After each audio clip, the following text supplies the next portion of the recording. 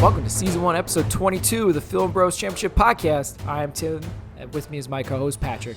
How you doing, buddy? I'm great, Tim. I'm just thankful you were able to put down Zelda long enough for us to record this episode. Thank you for making the sacrifice. Appreciate it. You're welcome. You're welcome. Yeah, it's... Go get those batteries, buddy. It's weird, man. You play that game, and you're like, this is so much fun. And like the first one, Breath of the Wild, you could be like, I can get lost, and this is such a relaxing, fun game, and it's really not complicated, but it's so much fun. And then this one, they're like, but then you can build this, and you have to put this place in this pin in this exact spot to do it. And you're like, oh my God. And then you're watching other people on TikTok. You're like, I don't think we're playing the same game. Yeah. Those Japanese kids are on another level, fam. Oh, for sure. They're building mech suits. It's still a whole lot of fun. I'm happy I for have you. To say. That's good. I know it's kind of destroying my family life, though. There's even my daughter's like, Kara's like, Dad, this is all you do. No, it's not. So this is why I say the same to her. This is why I hardcore just did nothing but play that Star Wars game, and I knocked it out in like a week. I'm like, okay, good, and I gave it to you. I'm like, here, you can play this whenever you want. I need this out of my house immediately. Yeah, I'm in the same way with these games. And it's you can't do Zelda in a week. I mean, I guess not with a wife and kids. Yeah, that's true. But I mean, if you just did like the story, I guess you could. Right. But there's no fun. Okay. So, but yeah, I pulled myself away, and it was fine to pull myself away for this. I already had to for bedtime and all that kind of stuff. The real pulling myself away was when I had to pull myself away from Zelda to watch this effing movie. Firefox.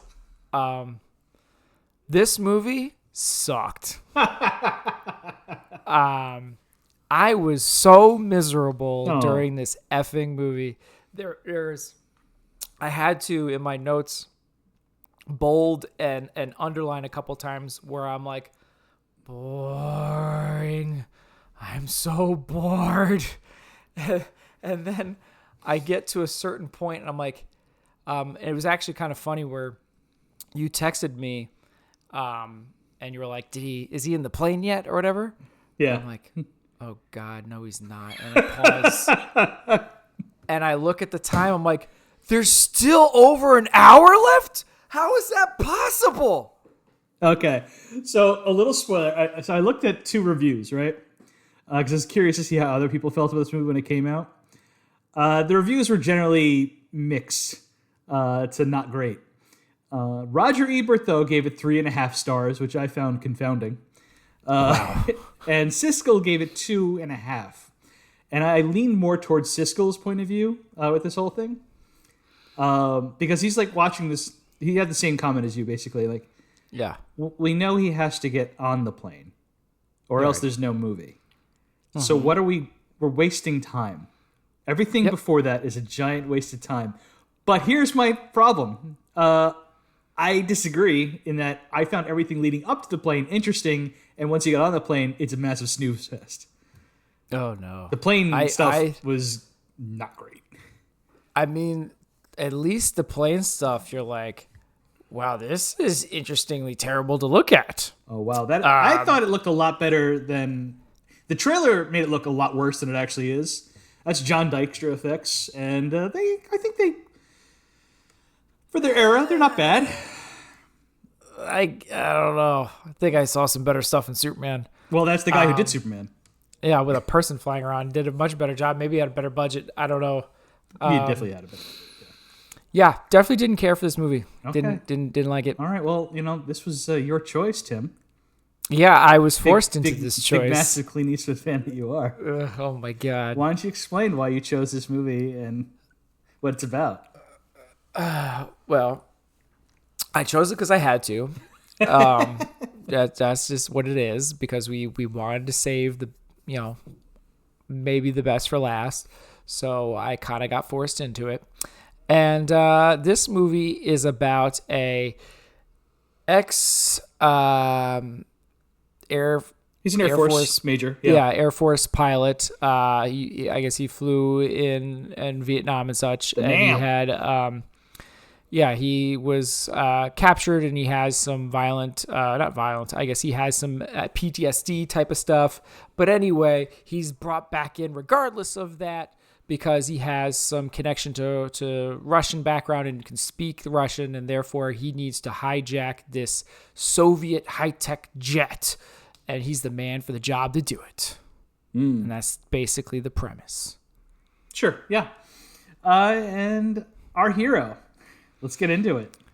Our hero is Mitchell Gant, like you said, a retired Air Force pilot who suffered from PTSD from his experience in Nam.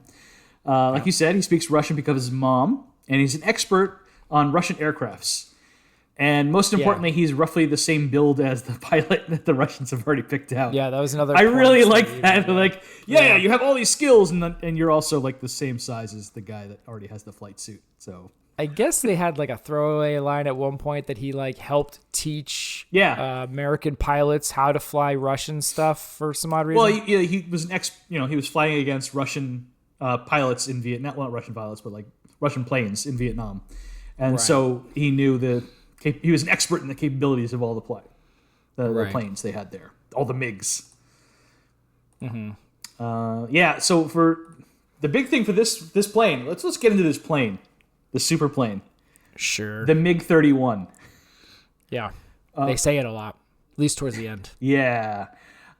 This stupid thing, this absolutely absurd thing, can go Mach 5 or Mach 6, which is the stupidest idea I've ever heard for a fighter jet. Right. It's just too fast. Yeah. You can't. I don't know how there's any maneuverability. There isn't. How you have any reaction time. Yeah. At Mach 5. It's just straight. I guess that's the beauty of having a missile that can fire backwards. Right. By thought. Yeah, well, that's the next part, is that all the weapons, because it's going so fast, I suppose, they don't really explain why, but to improve reaction time of the weapons, they all respond by thought. Telepathy. I guess he only uses it once. No, he uses it a couple times. He just speaks the words out loud to let you know that he's thinking them, which is just extra stupid. Oh, God, it was terrible. Clint here is like in his early 50s at this point. Yeah, eat your heart out, dude, Tom Cruise. I'll admit, dude looks pretty good for his, for 50s. Like, he's still pretty cut for his age, for this time period. He's no Bronson, but yeah. I don't know. Like, you see him with his shirt off. Like, the dude is in pretty dang good shape. It's not bad. Not bad. No Bronson. That's all I'm saying. But yeah, Clint Eastwood is, again, not my favorite. So he's a lot going against him to begin with me. And then you have this character who has no personality whatsoever. Mm-hmm. He gets told what to do throughout the whole movie, and he just does it.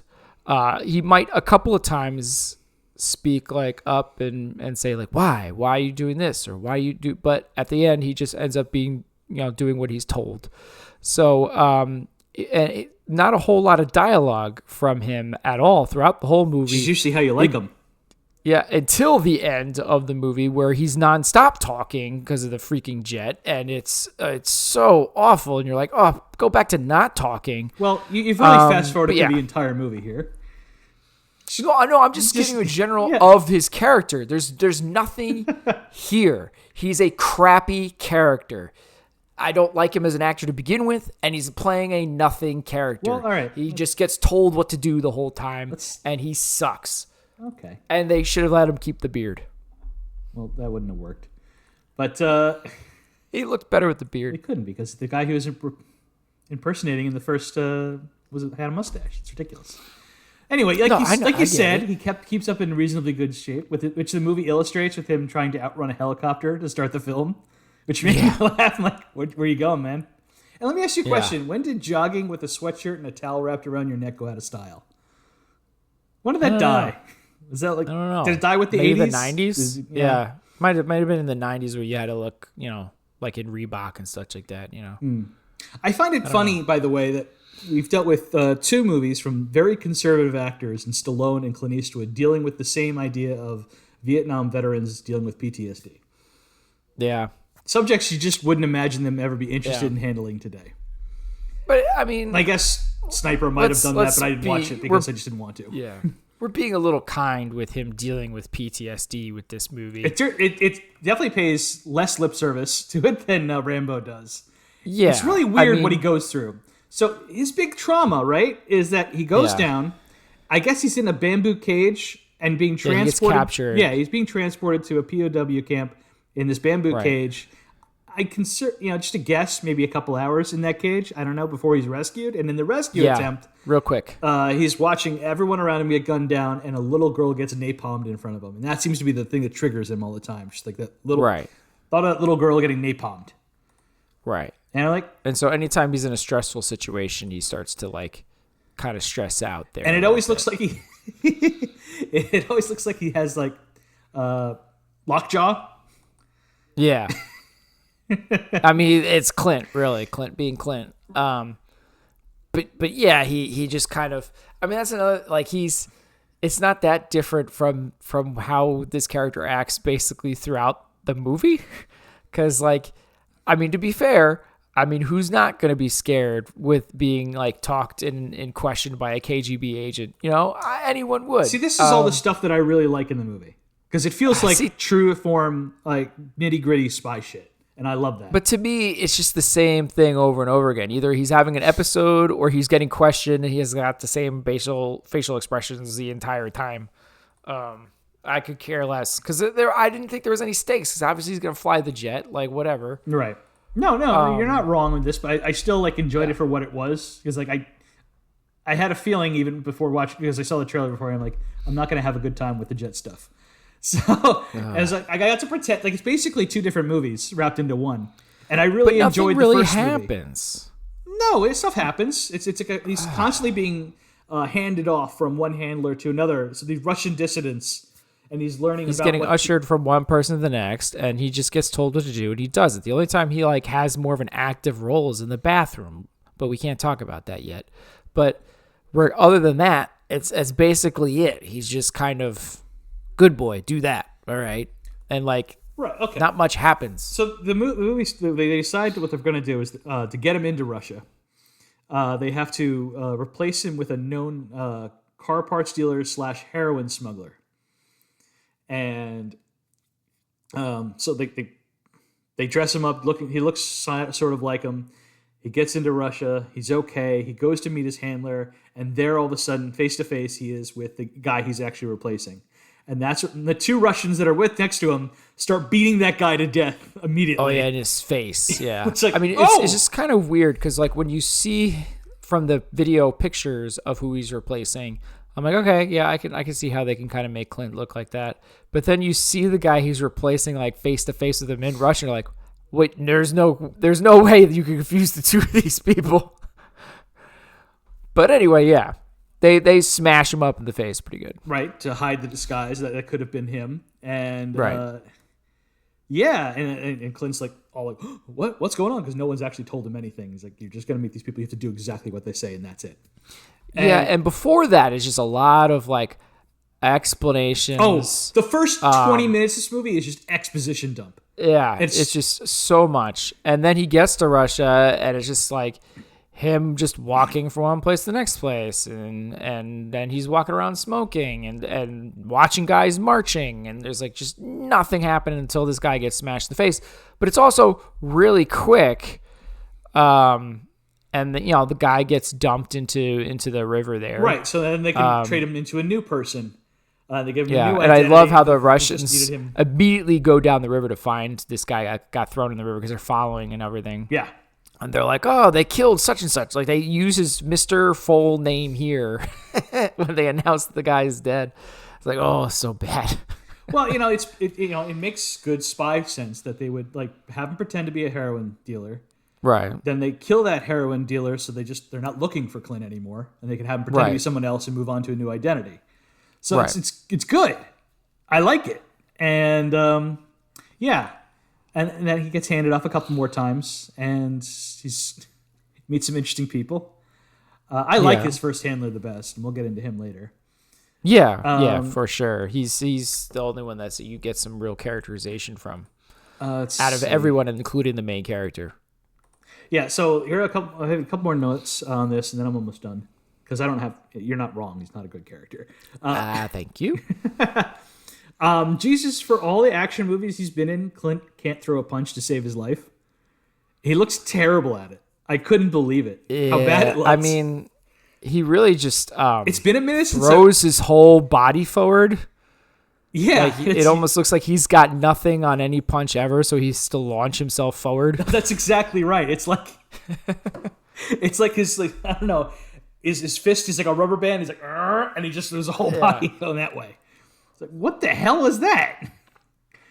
He's really meant for distance. I guess. I'm just thinking about it too. Like all the Clint Eastwood action movies I'm thinking of in my head. Yeah, mostly gun related. He's mostly been a shooter, despite his like good. He's got a good build on him. He's not. Yeah, he's a big guy. He's tall. Yeah, he should be he's able not to, unathletic looking or anything. No, so it's stunning that he's like not a good gait to his run either. To be honest. Yeah. I mean, at first I'm like, why is he so freaked out by the helicopter? You find out about the PTSD later. Right. Then I'm like, you know what? This helicopter is flying insanely unnecessarily low.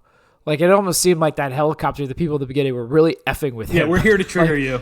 Yeah, let's see how bad this PTSD is, because we know you have it, but they literally just say, we don't care. Like, you'll be fine. It's like, okay. So, yeah, let's see. Every Clint panic attack looks like he's suffering from tetanus or lockjaw. Yeah. Yeah, lockjaw, yeah, for sure. Clint speaking Russian. I think he learned his dialogue phonetically. Yeah. And then on the day of shooting, because it sounds real bad. They really like wait to use it, because I'm like, I thought he's supposed to know Russian or something, and he's not utilizing it in Russia like at all at any moment, even with any handler or with any like times he's passed over. And it's inconsistent when he does it, because he like when he enters the base, he starts using his Russian. And honestly, if this was a real base and real soldiers, they would have shot him on the spot for trying to speak like that. Like you could almost hear him smile right after he finishes the dialogue. He's like, I got it. But then when he goes in later to talk to the general, or the colonel, sorry, he's speaking English to him. They're speaking English to each other. I'm like, wait.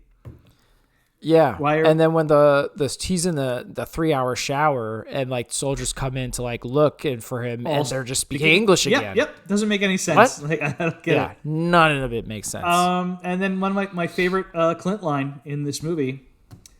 What is it with you Jews anyway? Aren't you tired of fighting City Hall? What the? Oh yeah. What was that? Mr. Eastwood, what are you doing? Oh my God. I think he was trying to be like complimentary about like how tough Russian Jews are or something like that. I know you guys have to fight a lot. That was phrased so inelegantly that I was like, And even the guy he's with is like, what the hell? Yeah. That was weird for 1982. It's not great. Yeah. And I really don't have much to say about him in the jet because, like you said, other than everything he's narrating is awful. So early in the movie, they tell him that if you can't get the jet, at least try to get the black box because it'll record everything you do in there, and that could be helpful to us. So it gives him permission to narrate everything he's doing. Oh, is that what that in was? the plane? Okay. Which is bad. It's just it's annoying. It's like, well, I'm gonna fire the jets now. I'm gonna fire the rockets now, and I think I'm gonna take this helicopter out now. Like, oh my God. I can't seem to find you on the radar. Yep, there you are. I found you on the radar. Oh, great. I love that you're narrating. We know this from looking at the movie. You don't need to narrate it too. Yeah. And then like he like talks to like the refueling sub guys, and I mean it's probably not his fault, but they deliver probably one of the worst 80-yard lines of the whole movie too. With it, they've been on my back since I started or something, and it's just like it almost came off like a martial arts or monster movie, like the dubbing or whatever. It didn't line up at all. I even rewound it. It looks so awful. Oh well. Yeah. So I gave him a 2. It's a generous 2, but because I really liked the first half of the movie. I just did. I liked all the spy shit. Not. I actually was trying I thought I was gonna be too mean by going with a straight up one. I was like, it is Clint, even though he kind of sucked. But I'll go 1.5 is kind of what I went with. All right, well, let's see how we end up at the end. We'll circle back to that since we're that close. Yeah. But I thought I was being very generous with 1.5. Well, don't worry, I got some 1.5 scores coming up. Yeah. All right, villain. I'm gonna be mean. Yeah, it's the Soviets. The Russians. Yeah. They're back. That's basically what it is. Because nobody really stays long enough in any of those Soviet characters. They're kind of in and out. I got like 2 sentences for this. That's all I could muster. Yeah. So the first bad guy, that's sort of the heavy Russian with a real character name and motivation, is Colonel Kontarsky. Kontarsky? Yes. Yeah. Head of security. Yeah, he doesn't know about Clint Eastwood, Gant, but is aware of the ring of traitors that he's trying to take out all at the same time. Yeah. So that adds a little tension. He's after them, but he doesn't know that Clint's there at the same time. Yeah, it's the only reason why they don't pull over and take Clint in right away is because they're trying to get everybody. Yeah. Which is like, okay, I get that explanation. Because he doesn't want to have anybody get away from him that might be involved that he doesn't know about. Right. And he's played by Kenneth Coley, who played Admiral Piet in Empire Strikes Back and Return of the Jedi. I saw that when I was looking up people. He's good. I mean, he's fine. No, the actor. I guess. The actor is good. Oh, yeah. The character is like the same. I see every Russian in this movie is basically the same guy. They're just basically. It's just some people are trying harder with the accent than others. And some people don't even try. Well, some people, some of the Russians are played by Englishmen, and some of the Russians are played by Germans. So the accents don't line up exactly. It's all over the place. Hey, Russia's a big place. There's lots of dialects. Yeah, I guess. I mean, because it's like there's this guy who's like questioning him at the airport. Who ends up popping back up again later, answering to Kontarsky, but then he kind of disappears. And I can't say his name anymore. Yeah, he's got like a right-hand man guy. Another colonel, Yeah, he's kind of there the whole time. He's got in and out. He's got those like, what's that guy's name from Lost? He's got those, the guy played the mayor in the Nolan Batman movies. He's got those that like little like heavy eyeshadow almost eyes. It's like, wow, he looks distinctive. Saying. Yeah. Wish he talked more. Yeah, he gets to basically be the gopher. Hey, can figure this out for me, and then he's like, hey, I figured it out for you. And so he comes and goes, and then Kontarsky basically, as soon as the plane gets stolen, he's gone. Like he's just not that they take him out, he just doesn't show up again. Well, he's outlived his usefulness, and we have moved on to the next general. The first secretary. Well, there's that doofus, but like the real bad guy is the next is General Vladimirov.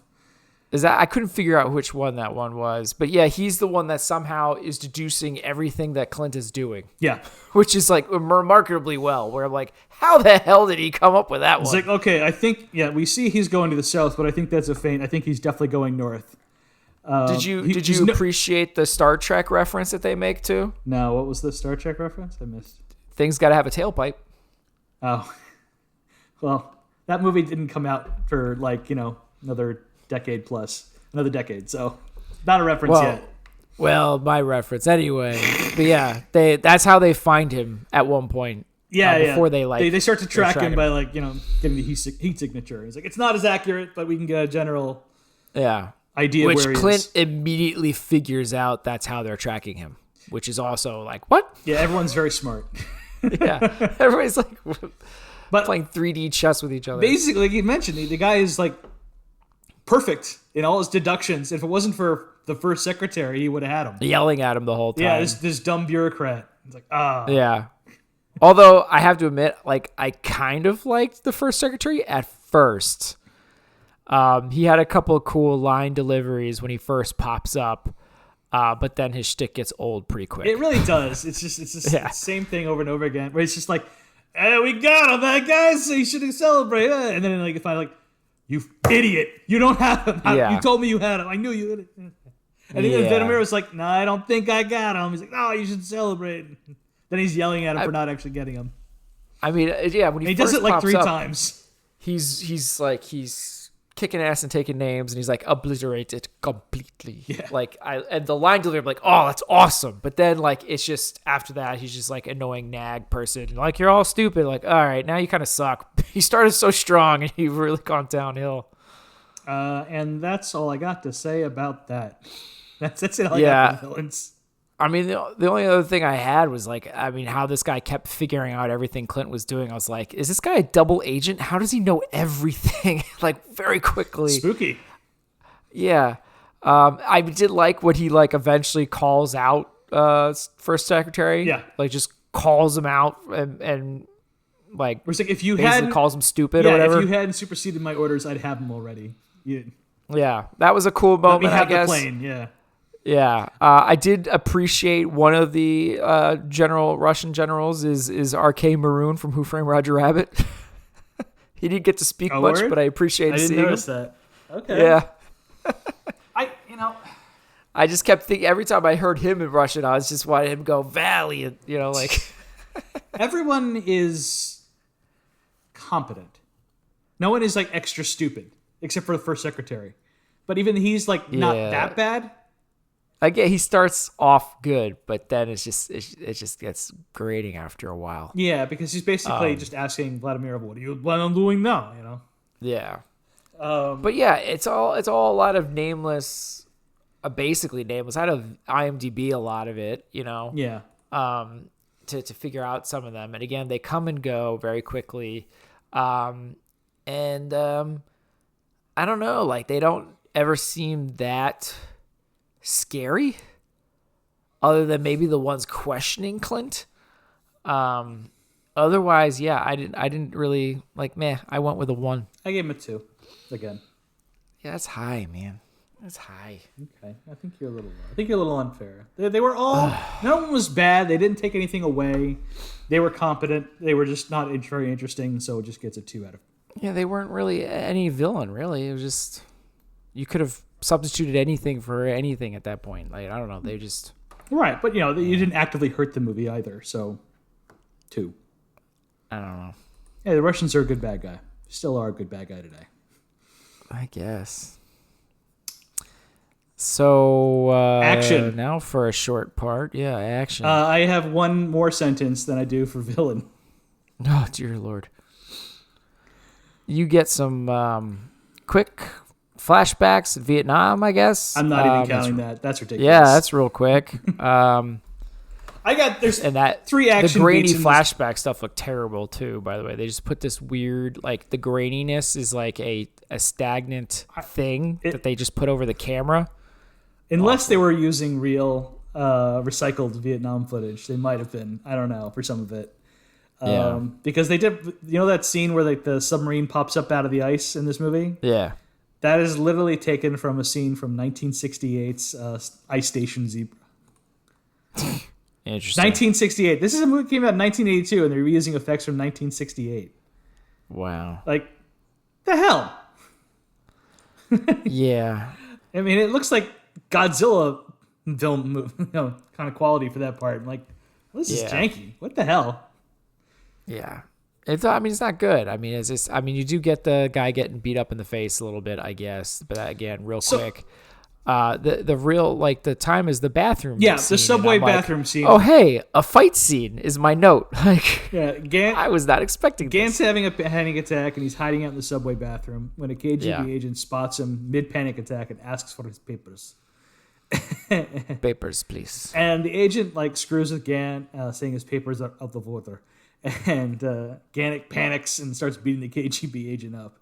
And he ends up like... Well, he goes for his hand. He goes for a hand in his pocket, which I'm like, did he take out a gun, or was he just waiting for him to have a reaction before he pulled the gun out? I don't know. Well, when he pulled his hand out, there was no gun. It was just papers. So, yeah, he was screwing with them, which is what his handler tells him later. Yeah. But, yeah, he ends up, like, snapping his neck with, like, a plastic paper towel rod. Or not a paper towel. Yeah, I didn't think it was plastic. It was wooden. I think it was a wooden dowel rod. Okay. Yeah. Actually, I thought that was nice. Like, I liked that part. Yeah. Yeah. Yeah, that was all right.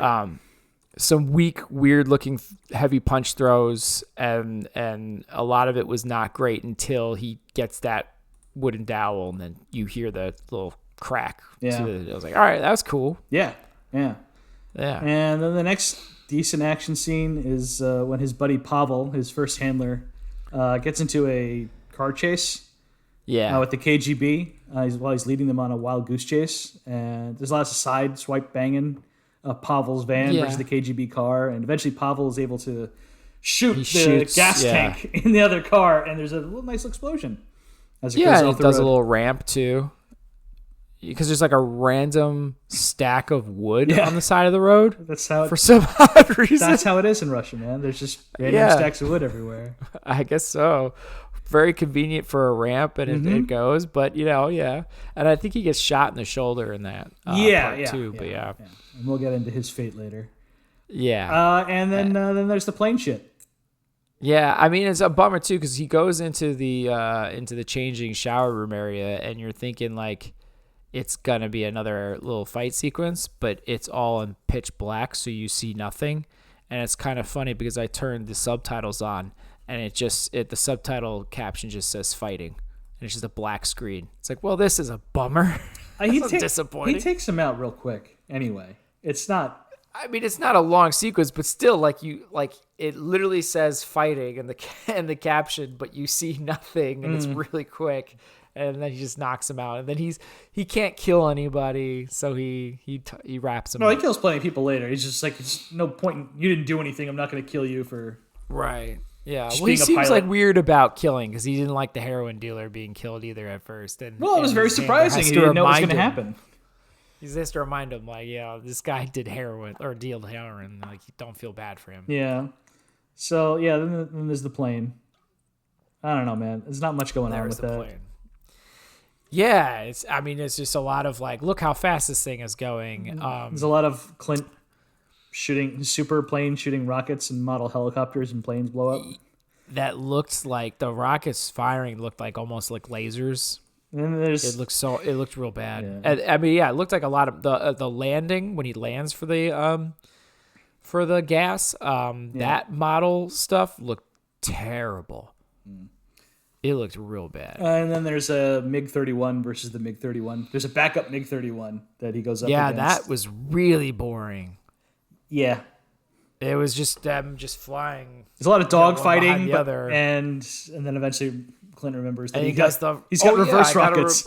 I forgot about the reverse rocket. I got to remember to think in Russian again. Whoops. Yeah. Like it was so stupid. I genuinely laughed at that because it's like they were trying to do Star Wars because he has the flashback. I made the same joke. Yep. He has the flashback to the Russian doctor telling him, "You must think in Russian. This is very important. Yep. You must think in Russian." And he's like. He says whatever he needs to say in Russian, like reverse rockets, and it shoots the guy out.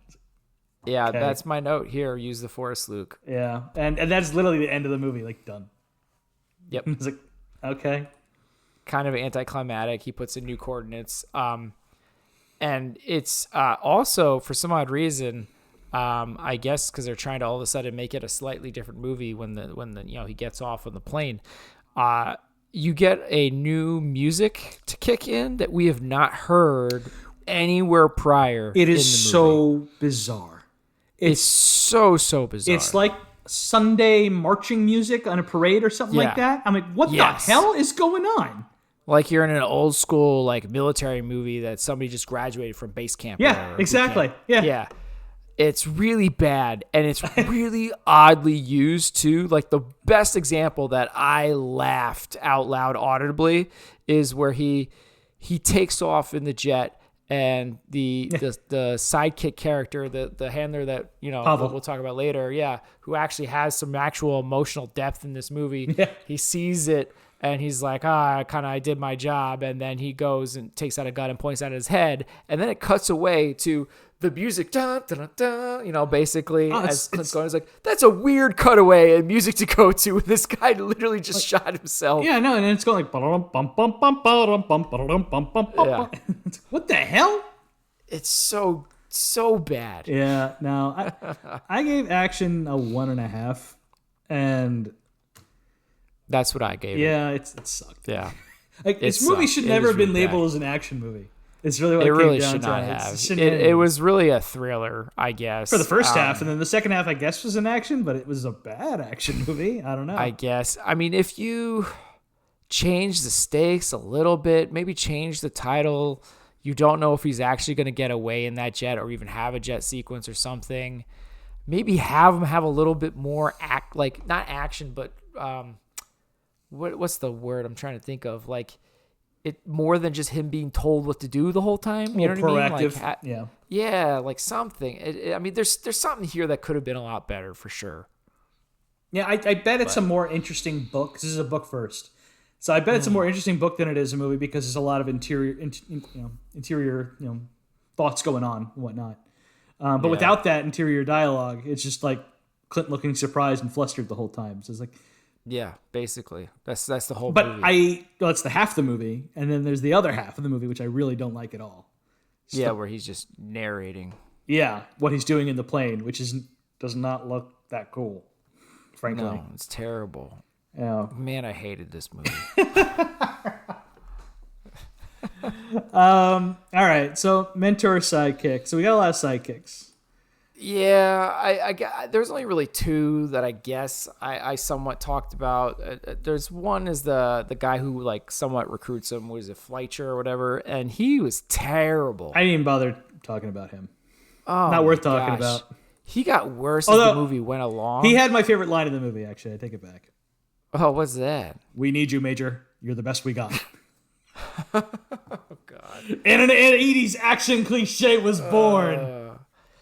I don't think there was a single piece of dialogue that he delivered that was done well.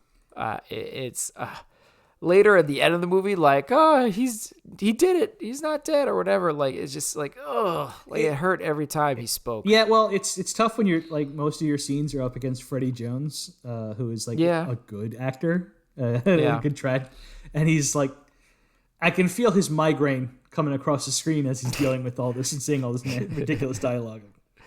Yeah. But anyway, the first guy I want to talk about is Pavel Upinsky. Yeah. Gant's first contact in Russia.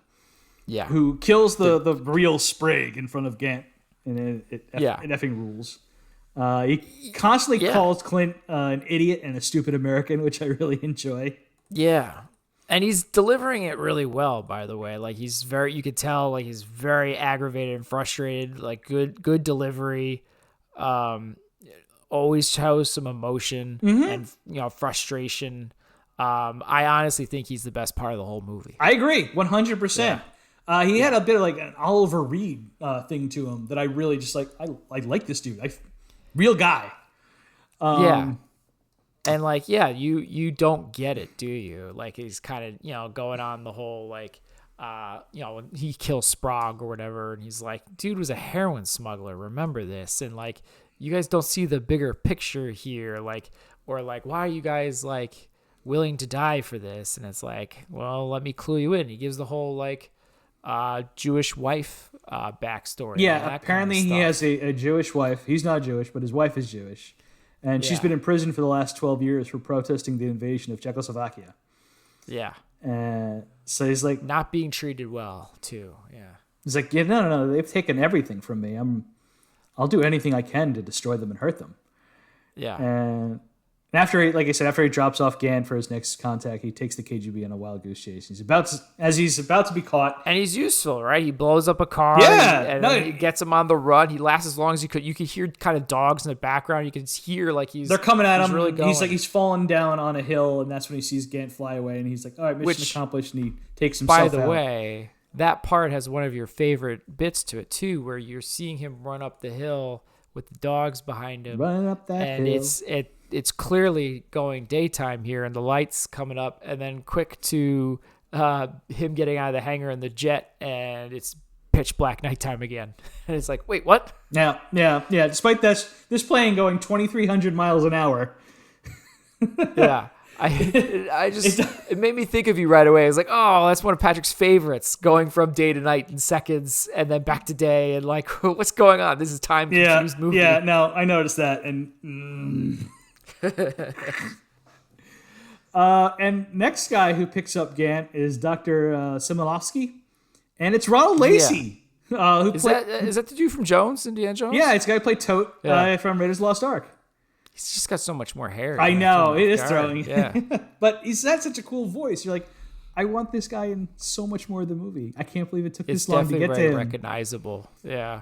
He's just in this movie all too briefly. My man gets gunned down after creating a fire explosion to give Gann a distraction to get him on the jet. Yeah, and he gets taken out pretty quickly. I think he has maybe, I don't know, 4 minutes of dialogue tops. Probably that's a bit much. Maybe, yeah. The little bit in the car, and 4 minutes of screen time, I should say. A couple conversations with the other scientists, and then that's about it. Yeah. Basically. Yeah. And finally, we got Dr. Peter Baranovich, and he gives Gant the plan on how to steal the plane and how the plane actually works when he's in the base. Yeah, I didn't even talk about him in my notes because it just wasn't very long. Like it was. Well, he's got the most dialogue too out of everyone in the jet in the base. He has the most dialogue. In the base, so he's telling him exactly. Here's what you got to do. You got to think in Russian. Can you do that? Right. And here's the plan, and this is what they took away from me, and like I don't know. I didn't have the same gravitas as the first handler, but no, of course not. And a special shout out to John Ratzenberger, playing Chief Peck of the submarine that refuels the MiG-31 for Gant. 2 wide release action movies for John in the same year, plus the premiere of Cheers. What a year! Yeah, what a year for Cliff David. That is another one that I have highlighted in bold. Cliff is back. Yeah. I 82. Woo. Yeah, right. So I gave this 1 a 2. Yeah, I did 1.5. Wow, that is disrespectful to Pavel. That's where I gave the half for. Disrespectful to Pavel. Yeah, this movie's coming in low for me. No kidding. 5.5. Wow. 5.5. I have it at 7.5. That is high. I genuinely enjoy the first half of this movie, which is like a gritty spy film. It's everything after that just. I mean, 7.5 means it's like tied with the Soldier, Battle Truck, Attack Force Z. I just that's about where that's a bit. That's about the range this movie is in. See, I actually enjoyed Fighting Back more than this movie. Fighting Back at least had there was some entertaining stuff that kept me entertained the whole way through. At least, I mean, I Tom Skerritt playing Italian. Yeah, that's a gift that keeps. I loved it. I love Tom Skerritt playing Italian. Sure, I'll take that over Clint Eastwood doing anything. I don't like him. You don't like this movie getting a higher score than Death Wish 2? I really don't. That's fascinating in itself. Yeah, I don't. So you really didn't like this movie. You have this at 5.5. 5.5. So you have this. I thought this below movie sucked. The Bronx Warriors. I did. I thought I would rather watch the Bronx Warriors than this effing movie. Wow. Okay, I think we're definitely gonna have to split this again. This movie sucked. 2 different. I'm not giving it a high score. None of these movies that are 7.5 are particularly good movies. Good. Yeah. No, they're not. Like you're the lowest right, movie that we have ranked right now that I think is still fun, and I'd recommend people watching it, is One Down, Two to Go. Yeah, One Down, Two to Go is fun time. Anything below that, I'm like, you don't need to see that movie. That's not very good. Yeah, I'd agree. This definitely falls into that same category of all the rest of them. Like, this isn't very good. You don't need to watch it. Yeah, because I'm just looking at it and I feel like maybe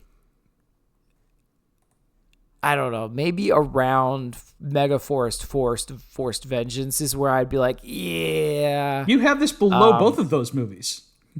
Yeah, no, I know, but I could see if I'm going to maneuver or move it anywhere, I could see it going around that area. Speak your truth. Let's have just 2 different scores like we did for 1990, The Bronx Warriors. I love that. I hate that. I don't. I think it's great. Makes me uncomfortable. No, I enjoy that we have different opinions on this and we can fight about it. I just think the spy stuff is good. I really do.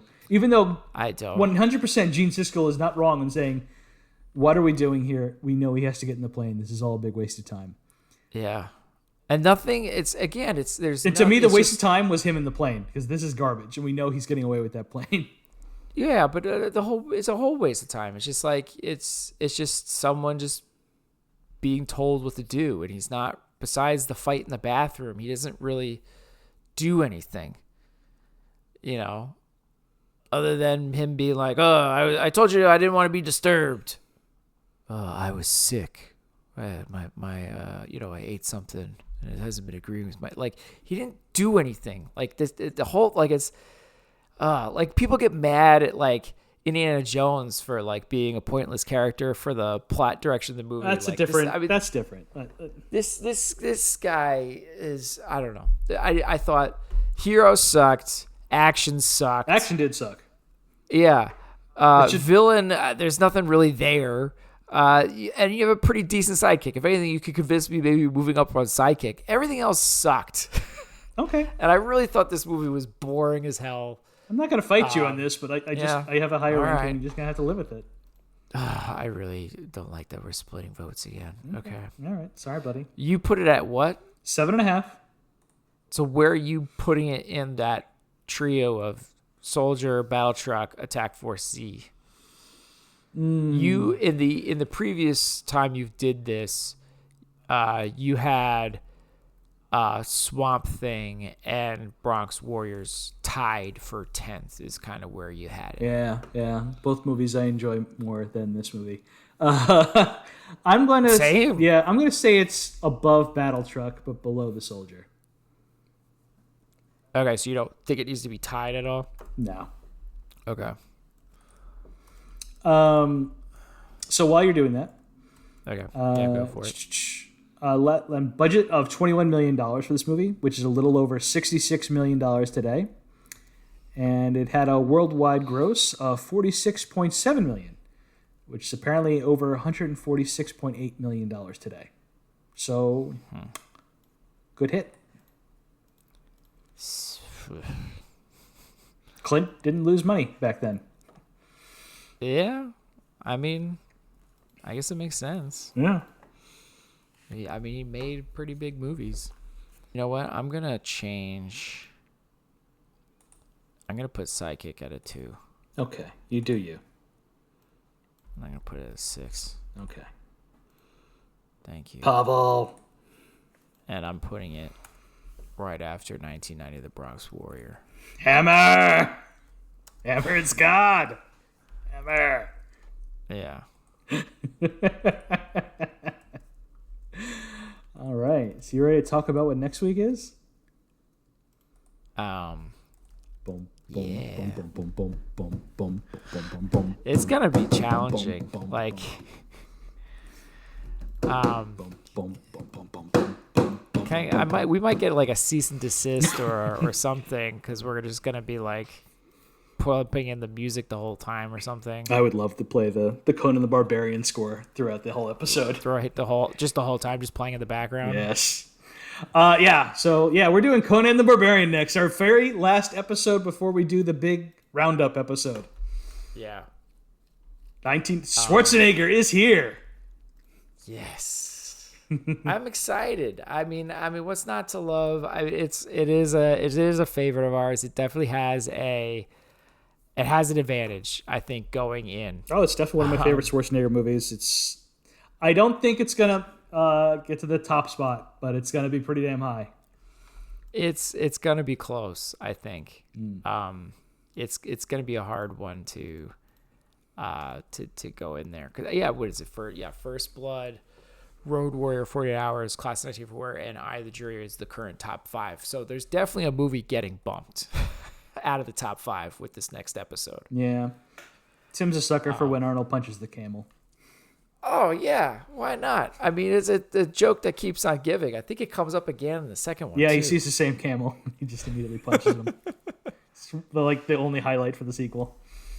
I like the sequel more than you, but it's a lot of fun. It is only on Prime as a rental, so sorry about that, everybody. Oh well, I own it. It's not gonna be a problem. Yeah, good on you. Yeah, and I will. It's actually been bothering me because it is a movie. To show my bias here again, it is a movie I like to rewatch. So I own a few different versions of this movie, including streaming, and I'll just throw it on sometimes. And And it's been killing me that it's a movie that I didn't want to throw on lately because I knew we were doing, an episode on it. So it's like finally I get to itch the, Scratch the itch. Scratch that itch, like, man, thank you. Because, yes, I was about to try to do a really bad accent there. But Let's save it for later. Let's save it for next week. Yeah. All right. All right. All right, man. Yeah, we got that. We got Conan the Barbarian next week, and then our wrap-up episode, so we're coming along. All right. That is it for us. Please show your support for the podcast by leaving a review on Spotify, Apple Podcasts, Google Play Music, or wherever you happen to listen to the show. Also, sharing is caring. Be sure to follow us on social media to get the latest show updates. You can contact us by emailing at filmbrochamp@gmail.com or find us by searching for the hashtag FilmBroChamp. Thank you for listening to this episode of the Film Bro Championship Podcast. Peace out, everyone. We need you, Tim. That's